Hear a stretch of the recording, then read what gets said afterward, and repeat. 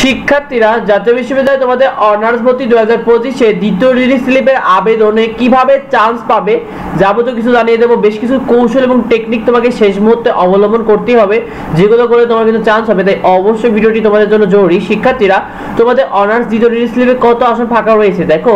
অনার্সের প্রথম রিলিজ স্লিপের কার্যক্রম শেষ হবে কিন্তু 25 সেপ্টেম্বর। এরপরে তোমাদের অনার্সের দ্বিতীয় রিলিজ স্লিপে কোন কলেজে কতগুলো আসন ফাঁকা থাকবে তা জানা যাবে তোমাদের 28 সেপ্টেম্বর থেকে 30 সেপ্টেম্বরের মধ্যে। শিক্ষার্থীরা, এটা নিয়ে কিন্তু আমরা তোমাদেরকে আপডেট জানিয়ে দেবো, তাই সাবস্ক্রাইব করে রাখো আমাদের চ্যানেলটিকে। শিক্ষার্থীরা, দ্বিতীয় রিলিজ স্লিপে কারা চান্স পাবে দেখো। যেসব কলেজে যত বেশি আসন ফাঁকা থাকবে তোমরা চেষ্টা করবে সে সকল কলেজগুলোতে চয়েস দেওয়া, তাহলে কিন্তু তোমাদের চান্স ও সম্ভাবনা সব থেকে বেশি থাকবে। আর ইতিমধ্যে অনেক শিক্ষার্থী কিন্তু বিভিন্ন বিশ্ববিদ্যালয়ে ভর্তি হওয়ার জন্য ভর্তি বাতিল করছে, যার প্রধান কারণ হলো ঢাকা কেন্দ্রীয় বিশ্ববিদ্যালয়ের 7 কলেজ। কারণ এটা কিন্তু বর্তমানে পাবলিক বিশ্ববিদ্যালয়, এখানে কিন্তু প্রথম মেরিট এখনো প্রকাশ হয়নি। সুতরাং এখানে 22 সেপ্টেম্বর প্রথম মেরিট প্রকাশ হওয়ার পরপরই কিন্তু অনেকে ভর্তি বাতিল করবে, সেগুলো কিন্তু তোমাদের দ্বিতীয় রিলিজ স্লিপে অ্যাডজাস্ট হবে।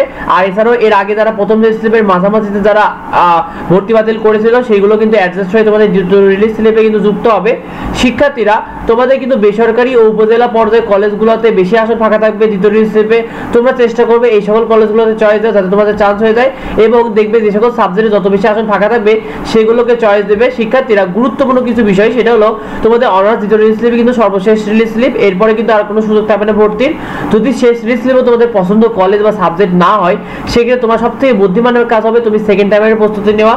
কারণ অনেক শিক্ষার্থী দেখা যায় ম্যাক্সিমাম 55 থেকে 60% শিক্ষার্থী সেকেন্ড টাইমে কিন্তু ভালো জায়গায় চান্স পায়। যে সকল বিশ্ববিদ্যালয়ে কিন্তু সেকেন্ড টাইম রয়েছে, সেখানে জাতীয় বিশ্ববিদ্যালয় সহ বিভিন্ন জায়গাতে সেকেন্ড টাইমে কিন্তু ম্যাক্সিমাম শিক্ষার্থী 60% মোটামুটি কিন্তু সেকেন্ড টাইমারেই চান্স পায়, বাকি 40% কিন্তু ফার্স্ট টাইম। তো সেক্ষেত্রে তোমরা সেকেন্ড টাইমের প্রস্তুতি নেওয়াটা অনেক বেশি বুদ্ধিমানের কাজ রয়েছে। আর দেখবে এটা কিন্তু তোমরা খুব সুন্দর মতো নিতে পারবে, কারণ হাতে কিন্তু সময় রয়েছে। আর এই নিয়ে যাবতীয় আপডেট আমার চ্যানেলে তোমরা নিয়মিত পেয়ে যাবে, তাই সাবস্ক্রাইব করে রেখো। আর দ্বিতীয় রিলিজ স্লিপে তোমরা কে কে আবেদন করবে কমেন্টে আমাদেরকে জানিও। দেখা হয় পরবর্তী ভিডিওতে। ধন্যবাদ সবাইকে।